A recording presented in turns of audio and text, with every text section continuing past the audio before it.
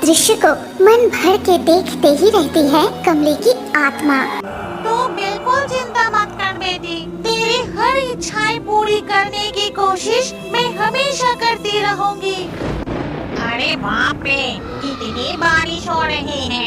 इस बारिश में तो पेड़ की डाल पर बैठा ही नहीं जा रहा है, बार बार फिसल रही हूँ। बिल्कुल सही कह रही हो चुड़ैल, इतनी भारी बारिश में पेड़ पर नहीं रह सकते। अब तो हमें किसी पक्के मकान में रहना पड़ेगा। देखो, हम इतने सालों से सरपंच के बगीचे की इस बड़े पेड़ पर रह रहे हैं। क्यों ना हम रहने के लिए सरपंच के घर जाएं? हाँ वो तो ठीक है, लेकिन हम इस तरह नहीं जा सकते। हमें इंसानी रूप लेकर वहाँ जाना पड़ेगा। ये कहकर मामदो और चुड़ैल गरीब इंसान का रूप धारण करके सरपंच के घर जाते हैं। कोई है घर में? कोई है? जरा दरवाजा खोलिए। कौन है? क्या हुआ? चाहिए क्या? किसे ढूंढ रहे हो? हम दूर गांव से आ रहे हैं साहब, इस भारी बारिश में और आगे नहीं बढ़ पा रहे हैं, इसीलिए आपके पक्के मकान देखकर थोड़ी आश्रय के लिए यहाँ आए हैं। क्या यहाँ कोई रहने की जगह नहीं मिलेगी? न जान न पहचान, न जाने कहाँ से चले आते हैं सब। ये कहकर सरपंच मुंह पर दरवाजा बंद करके घर के अंदर चले जाते हैं। देखा तुमने कैसा घमंड है? दो लोग मुसीबत में हैं और वो अपने बड़े घर में थोड़ी सी भी जगह नहीं दे। याद है भाग्यवान, जब इस सरपंच का एक लौता बेटा खेलते खेलते तालाब में गिर गया था? हाँ, याद है ना। उस वक्त घर में कोई नहीं था। सरपंच की पत्नी अपने कमरे में सो रही थी और उसका बेटा बॉल से खेलते हुए तालाब में। अरे गेंद तो तालाब में गिर गई, अब क्या होगा? देखो नौकर भी बाबूजी के साथ गए हैं और माँ भी सो रही है।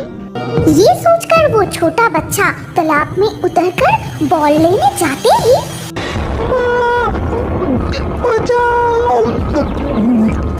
आवाज सुनते ही सरपंच की पत्नी दौड़कर तालाब की ओर आती है। कोई है इधर, मेरे बच्चे को बचाओ, मेरे बच्चे को बचाओ। चुड़ैल, और देरी करना ठीक नहीं होगा। यहाँ तो कोई नहीं है, बच्चे को मुझे ही बचाना पड़ेगा। ये कहकर मामदो उस पेड़ से तालाब के पानी में कूदकर अपने लंबे हाथों से सरपंच के बेटे को पानी से निकलकर किनारे पर लेटा देता है।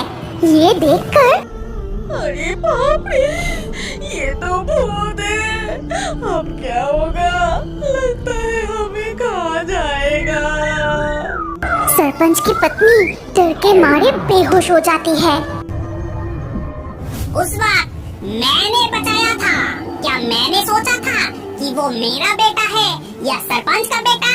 मामदो और सागचुन्नी ये बात कर ही रहे थे कि पीछे से सुनिए, अगर आपको बुरा ना लगे तो एक बात कहूँ, मैं एक गरीब नौकर हूँ, मेरे हालात कुछ खास नहीं है। आप लोग कितने दूर से चल के आ रहे हैं और इस समय इस भारी बारिश में कहाँ जाओगे? अगर आप चाहो तो मेरे घर रह सकते हो। इतना क्यों सोच रहे हो भैया? तुमने हमें खुद ही शरण देने का प्रस्ताव दिया है, यही हमारे लिए बड़ी बात है। ये कहकर चुड़ैल और मामदो सरपंच जी के नौकर रघु के साथ उसके घर जाते हैं। आइए, ये है मेरा छोटा सा मिट्टी का घर। आज रात आप लोग मेरे घर किसी तरह गुजार लीजिए। कल सुबह बारिश रुक जाए तो फिर आप दोनों चले जाना। बहुत धन्यवाद भाई साहब, आपके ये मदद हम हमेशा याद रखेंगे। आप लोग आराम कीजिए, मैं आपके लिए कुछ खाने का इंतजाम करता हूँ। ये कहकर रघु उस मूसलाधार बारिश में अपनी फटी छतरी लेकर जैसे तैसे करके घर से बाहर चला जाता है। अरे बारिश तो और भी तेज हो गई। घर की छत से भी बारिश का पानी टपक रहा है। चुड़ैल, तो फिर देर कैसा? चलो हम दोनों जादू से इस घर का छत को ठीक कर देते हैं। ये कहकर मामदो और चुड़ैल अपनी असली रूप धारण करके जादू करते हैं। छत, घर की छत ठीक हो जाए झटपट। और तुरंत ही घर की छत नई हो जाती है और बारिश का पानी टपकना भी बंद हो जाता है। फिर मामदो और चुड़ैल फिर से इंसान का रूप धारण कर लेते हैं। तभी रघु अंदर आके कहता है, माफ करना, गरीब के घर सिर्फ उबला हुआ चावल और कच्चे मिर्च ही है। तुम लोग मेरा अतिथि हो, फिर भी तुम्हें कुछ अच्छे खिलाने की औकात नहीं है मेरा। तुम ऐसा मत कहो भैया, ऐसे तूफानी मौसम में ये हमारे लिए अमृत के समान है। आओ तुम भी हमारे साथ बैठकर खाओ। फिर रघु, मामदो और चुड़ैल तीनों मिलकर चावल और कच्ची मिर्च बड़े आनंद के साथ खाते हैं। भाई साहब, थोड़ा सा नमक मिलेगा क्या? हाँ हाँ जरूर, मैं अभी लेकर आता हूँ। आंगन के उस पार मेरा एक छोटा सा रसोई घर है, मैं अभी लेके आता हूँ। रघु नमक लाने घर से बाहर जाते ही चुड़ैल कहती है, तुम इतना नमक क्या करोगे? तुम्हारा तो खाना लगभग खत्म ही हो गया है। चुड़ैल, अगर हम जादू से रघु के लिए सरपंच की तालाब के सारे मछलियाँ इसके आंगन में ला देते हैं। ये सुनकर चुड़ैल और मामदो फिर से अपने असली रूप में आ जाते हैं और जादू करते हैं। सरपंच के तालाब के मछलियाँ रघु के आंगन में आए झटपट। तभी अचानक रघु की आवाज आती है। बाहर तब भी मूसलाधार बारिश हो रही है और उस बारिश में भीगते हुए आंगन से रघु चिल्ला के कह रहा है, अरे ये क्या हो गया? बारिश में तालाब से मछलियाँ उठ के मेरे आंगन में आ गए। तब चुड़ैल और मामदो फिर से इंसान का रूप धारण करके बाहर आते हैं। अरे भैया, तुम सिर्फ खड़े होकर देखोगे क्या?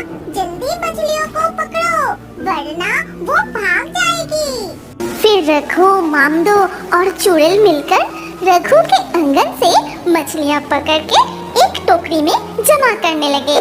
सारी मछलियाँ पकड़ने के बाद, सुनो भाई रघु, कल सुबह होते ही इन मछलियों को बाजार में बेच देना। इस बारिश की मौसम में तुम्हें अच्छी कीमत मिलेगा। हाँ वो सब ठीक है, लेकिन देखो तो मछली पकड़ते हुए आप दोनों बुरी तरह से भीग गए हैं। चलिए चलिए जल्दी से अंदर चलिए। फिर धीरे धीरे रात बीत जाती है और सुबह होते ही बारिश भी थम जाती है। तभी चुड़ैल रघु से कहती है, रघु भैया, तुमने हमारी बहुत मदद की, इसीलिए हम तुम्हें कुछ उपहार देना चाहते हैं। इसके बाद मामदो रघु से कहता है, भाई रघु, तुम अपने आंगन में एक टंकी बनाओ। कल रात जिन मछलियों को तुमने पकड़ा उनमें से एक मछली अभी तक जिंदा है और उसे तुम टंकी में छोड़ देना। हाँ, और उस टैंक से तुम्हें हर दिन जो मछलियाँ मिलेगी उन्हें बेचकर तुम्हारा घर अच्छे से चल जाएगा। तुम्हें कभी किसी की नौकर बनकर नहीं रहना पड़ेगा। ठीक है भाई साहब, हम चलते हैं, लेकिन हमारा एक बड़ा काम बाकी रह गया। किसी को अच्छा सबक सिखाना है।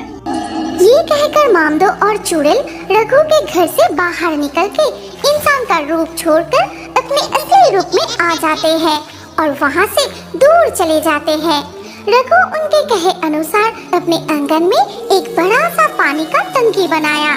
फिर टोकरी के पास जाकर देखा, सही तो, इस टोकरी में इतनी सारी मरी हुई मछलियों के बीच एक जिंदा मछली है। मैं जल्दी से जाकर इसे टंकी में छोड़ देता हूँ। कल रात जरूर भगवान वो दो अतिथि के रूप में इस गरीब के घर आए थे। इसके बाद से रघु अपने आंगन के उस टंकी से मछलियाँ पकड़कर उन्हें बेचकर सुख शांति से दिन बिताने लगता है। क्या आप बड़े होकर भी कार्टून देखना पसंद करते हैं? तो अपना नाम और उम्र कमेंट करें। आपके नाम से नया कार्टून वीडियो बनाएंगे।